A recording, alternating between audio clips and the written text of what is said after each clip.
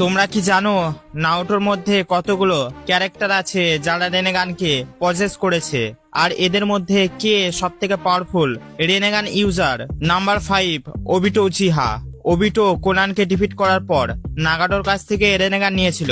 এবার ওবিটো দুটো রেনেগানের পাওয়ারকে সামলাতে পারবে না, তাই একটা রেনেগান নেয়, যার সাহায্যে রিঅ্যানিমেটেড জিনচুরিকিদের 6 পাথ পেনের মতো ইউজ করে। Number 4, নাগাটো Uzumaki.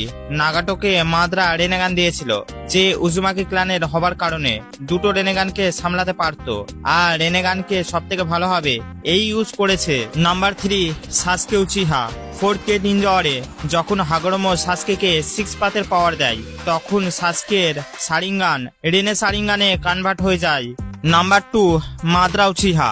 মাদ্রা হাসিরামা সেলের সাহায্যে রেনেগানকে আবেগ করে, আর মাদ্রা দুটো রেনেগানের সাথে কতটা পাওয়ারফুল বলার কথা নয়, যেটা আমরা 4th কে নিনজা ওয়ারে দেখেছি। অ্যান্ড ফাইনালি নাম্বার 1-এ আছে হাগরোমো।